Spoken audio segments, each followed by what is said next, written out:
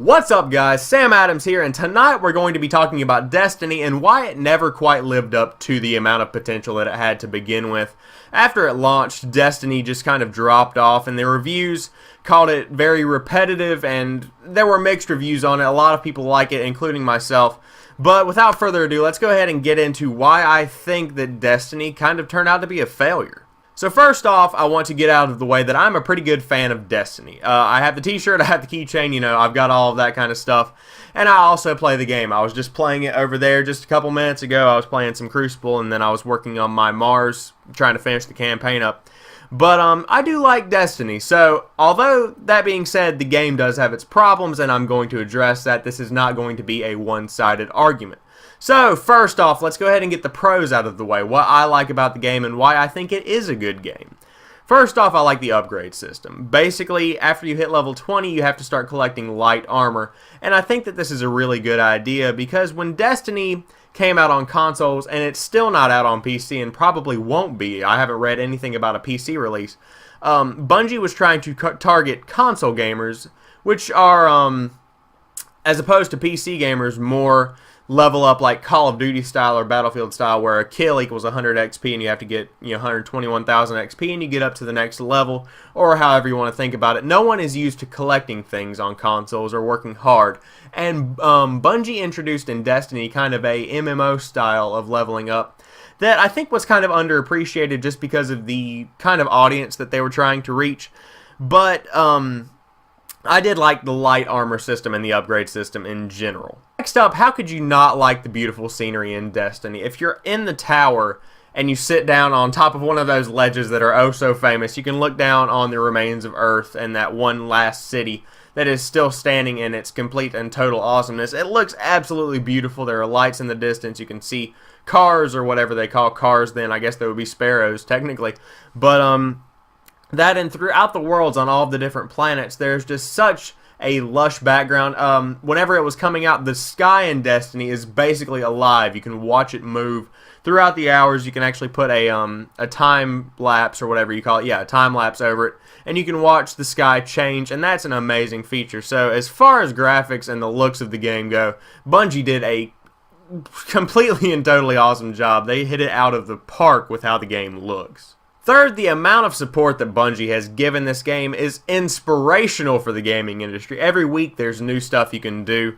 There are weekly strike missions, I think. I don't think there's weekly raids. There are weekly strike missions as well as updates and tweaks. Xur comes every weekend into the tower, and you can buy exotic weapons from him. He's the exotic weapons dealer. And just the amount of weekly support that this game has gotten from Bungie is inspirational, not only because the game has gotten mixed reviews and most companies would abandon a game or not plan to put as much effort into a game as Bungie is, but also because they still have faith that this game can make a comeback and be one of the most bought and played games of the holiday season and potentially for years to come, especially since they've put a 10-year life cycle on Destiny. Not just Destiny, but of course Destiny 2 and Destiny 3. They plan on doing a Mass Effect style thing with it. Now let's get into the cons, and we'll go ahead and start off with the number one con that most people have with this game is the repetitiveness. I like to put it this way. If you go on each individual planet and you play one mission, you've played them all on that planet. They all take place in the same location, relatively. If you start one mission on Mars, the first mission will take place in pretty much the same location as the last mission. And although the objectives might be slightly different as in connection to the story, the way that they play out is obviously the same. You point, shoot, kill an alien, point, shoot, kill an alien, point, shoot, kill a dark or evil thing. I'm not really sure what they call it. Again, I'm not really into the lore of Destiny. But all of the missions basically feel the same, and in the end, this is the main thing that kept Destiny from being the hit of this new generation of consoles. Next up, a lot of people are upset about the raids not having matchmaking, and this, in my mind, can go two different ways. Number one, why wouldn't you put matchmaking in a console game? It's pretty much statistically proven that in Battlefield you have squads, and I'm going to use that terminology. On consoles, most people don't get into a squad. On PC, most PC players have a small group of people that they normally play with every night, especially on Battlefield. I know Battlefield players like Level Cap have a set group of people that they play with every night in their 5-man squad. And unfortunately on consoles, not many people do that, or at least if a lot of people do, a significantly fewer amount than on PC games. So whenever you make a raid that you have to have friends to accomplish, it's kind of setting yourself up for some form of defeat not putting any matchmaking in there.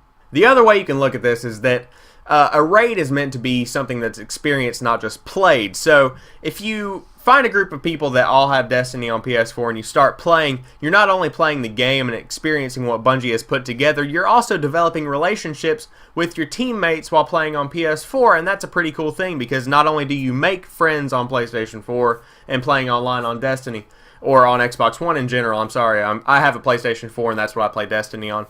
But not only are you making friends in Destiny, you're also making teammates that you could potentially carry on throughout your gaming experiences in different games, and that's a pretty cool idea. Finally, I want to go back to Xur, the exotic weapons dealer, and the constant support from Bungie, and this is kind of one of those that can go two different ways also. You can look at it, there's constantly support from Bungie, yeah, woo woo, awesome, awesome, awesome. And that's kind of the way I look at it, but part of me also looks at it like, I don't want a game that I play to be so integrated into real life that it doesn't feel like a game anymore. Whenever I go on Twitter, I almost always see a tweet by Bungie addressing something in Destiny, and although I really appreciate all of the support, I kind of wish that it would be more of a, subliminal update. And this is a very, very menial thing. I'm not trying to say that this is something that's killing the game. This is just a pet peeve of mine. Xur comes every week and gives the exotic weapons out, and then you've got all these weekly strikes and stuff, and it kind of, it doesn't give a lot of people time to play the base game, although it is kind of short. It just feels like Bungie, although the support is great, it's almost like a mom that is constantly checking on her son. It gets kind of old after a while, if that makes any sense to you guys. So, yeah, it's just like the Bungie support is kind of smothering after a while, and maybe they should crank it back, but I don't know. You guys can let me know in the comments. So, all in all, was Destiny a disappointment? Again, I wouldn't say so. I'm a pretty big fan of Destiny myself, and I'm still going to play it probably for years to come. It's a pretty good game, and I like the Crucible. I uploaded like a 20-second clip or whatever where I used my super in the last 10 seconds of the game and got a triple kill with just that one super. It was pretty awesome. You can check it out on my channel if you're interested.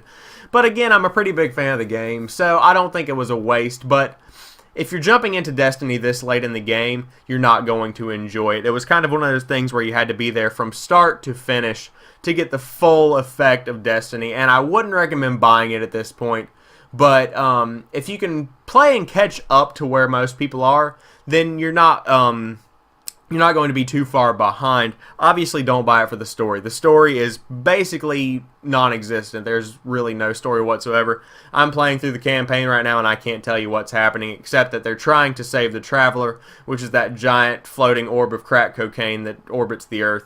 But other than that, I can't really tell you what the story's about. So, that about wraps it up. It kind of sucks that Destiny was a huge failure this year, but hopefully it will redeem itself. And although Bungie didn't strike it rich like they did with Halo, they made a ton of money, off of Destiny rather than just, making a small amount.